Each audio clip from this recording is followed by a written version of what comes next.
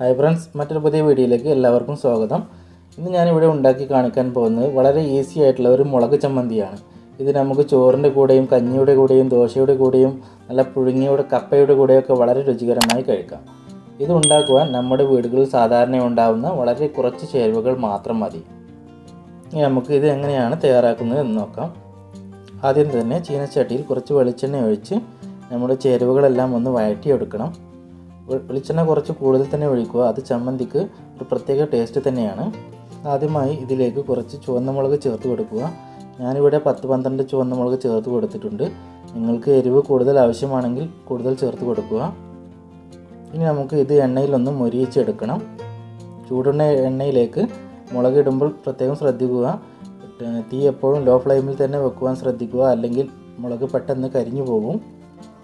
ഇനി നമുക്ക് ഇതിലേക്ക് ചേർത്ത് കൊടുക്കേണ്ടത് ചെറിയ ഉള്ളിയാണ്. സമയലാഭത്തിന് വേണ്ടി ചെറിയ ഉള്ളിയും ചുവന്ന മുളകും ഒരുമിച്ച് വറുത്തെടുക്കരുത്.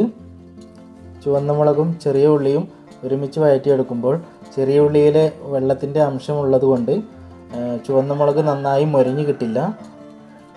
ഇപ്പോൾ മുളക് നന്നായി മൊരിഞ്ഞ് വന്നിട്ടുണ്ട്. ഇനി നമുക്ക് ഇതിലേക്ക് ഒരു 10-12 അല്ലി ചെറിയ ഉള്ളി ചേർത്ത് കൊടുക്കാം. അതിനുശേഷം ഒന്ന് നന്നായി ഇളക്കി തന്നെ ഇത് എണ്ണയിൽ വഴറ്റിയെടുക്കുക.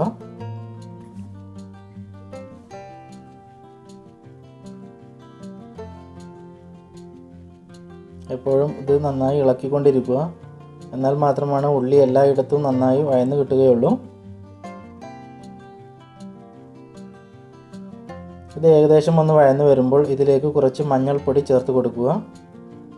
മഞ്ഞൾപ്പൊടി ചേർത്ത് കൊടുക്കുമ്പോൾ നമ്മുടെ ചമ്മന്തിക്ക് നല്ലൊരു ടേസ്റ്റും നല്ലൊരു മണവും തന്നെ ലഭിക്കുന്നതാണ്. തീ എപ്പോഴും ലോ ഫ്ലെയിമിൽ തന്നെ വെക്കുവാൻ ശ്രദ്ധിക്കുക, അല്ലെങ്കിൽ ഈ മഞ്ഞൾപ്പൊടിയൊക്കെ ഇട്ടാൽ പെട്ടെന്ന് തന്നെ കരിഞ്ഞു പോകും. അങ്ങനെ നമ്മുടെ ചമ്മന്തിയുടെ രുചി തന്നെ മാറിപ്പോകും ഇങ്ങനെ കരിഞ്ഞു പോയാൽ. ഇനി നമുക്ക് ഇതിലേക്ക് ചേർത്ത് കൊടുക്കേണ്ടത് കറിവേപ്പിലയാണ്. കറിവേപ്പില 1-2 അല്ലി ഒന്ന് ചേർത്ത് കൊടുക്കുക. അതിനുശേഷം വീണ്ടും ഒന്ന് നന്നായി ഇളക്കി കൊടുക്കുക. ഇടയ്ക്കിടയ്ക്ക് ഇളക്കിക്കൊണ്ടിരിക്കണം, അല്ലെങ്കിൽ ഇത് പെട്ടെന്ന് കരിഞ്ഞു പോകും. ഇനി നമുക്ക് ഇതിലേക്ക് ഒരു നെല്ലിക്ക വലുപ്പത്തിലുള്ള വാളൻപുളി ചേർത്ത് കൊടുക്കാം. ചെറിയ കഷ്ണങ്ങളാക്കി ഇട്ട് കൊടുക്കുക. ഞാനിവിടെ ഒരു നെല്ലിക്ക വലുപ്പത്തിലുള്ള പുളിയാണ് ചേർത്ത് കൊടുത്തിട്ടുള്ളത്. പുളി കൂടുതൽ ആവശ്യമുള്ളവർക്ക് കുറച്ച് അളവ് കൂട്ടിയെടുക്കുക. ഇനി നമുക്ക് ഇതും കൂടി എണ്ണയിൽ ഒന്ന് വഴറ്റിയെടുക്കണം.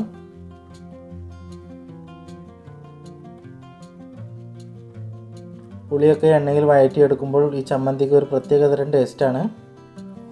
ഇപ്പോൾ ഉള്ളിയും ചുവന്ന മുളകും വാളൻപുളിയും ഒക്കെ നന്നായി മൊരിഞ്ഞു വന്നിട്ടുണ്ട്. ഇനി നമുക്ക് ഇതൊന്ന് തീ ഓഫ് ചെയ്യാം. തണുത്തതിന് ശേഷം ഇത് അരച്ചെടുക്കണം. അമ്മിക്കല്ലൊക്കെ ഉള്ളവർ അതിൽ തന്നെ അരച്ചെടുക്കുക. അതിന് പ്രത്യേക ഒരു ടേസ്റ്റാണ്. ഞാനിവിടെ മിക്സിയിലാണ് അരച്ചെടുക്കുന്നത്.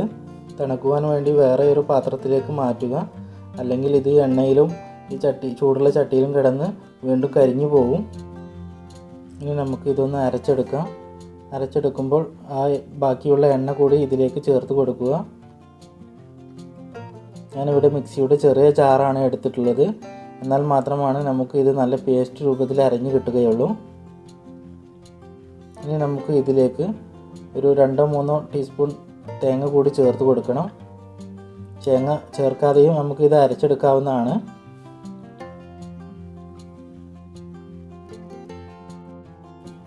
തേങ്ങ ചേർത്ത് കൊടുത്തതിന് ശേഷം നമുക്കിനി ഇതിലേക്ക് ആവശ്യമുള്ള ഉപ്പ് ചേർത്ത് കൊടുക്കുക. അതിനുശേഷം ഇതിൻ്റെ മൂടി വെച്ച് ഇത് നന്നായി അരച്ചെടുക്കുക. ഇപ്പോൾ നമ്മുടെ ചമ്മന്തി നന്നായി അരച്ചെടുത്തിട്ടുണ്ട്. ഒരിക്കലും ഇത് വെള്ളം ചേർത്ത് അരച്ചെടുക്കരുത്. വെള്ളം ചേർക്കാതെ അരക്കുന്നത് കൊണ്ട് തന്നെ ഇത് 2-3 ദിവസം കേടുകൂടാതെ ഇരിക്കും. അപ്പോൾ എല്ലാവരും ചെയ്ത് നോക്കണം. വളരെ ടേസ്റ്റിയാണ്. ഇതുണ്ടെങ്കിൽ ചോറുണ്ണാൻ വേറെ കറിൻ്റെ ഒന്നും ആവശ്യമില്ല. നിങ്ങളുടെ അഭിപ്രായങ്ങളും നിർദ്ദേശങ്ങളും കമൻറ്റ് ചെയ്യുക. നിങ്ങൾ ഈ ചാനൽ ഇതുവരെ സബ്സ്ക്രൈബ് ചെയ്തിട്ടില്ലെങ്കിൽ ഒന്ന് സബ്സ്ക്രൈബ് ചെയ്യുക. കൂടെ തൊട്ടടുത്തുള്ള ബെൽ ബട്ടൺ കൂടി ഒന്ന് എനേബിൾ ചെയ്യുക. മറ്റൊരു പുതിയ വീഡിയോയുമായി വീണ്ടും കാണാം. ബൈ.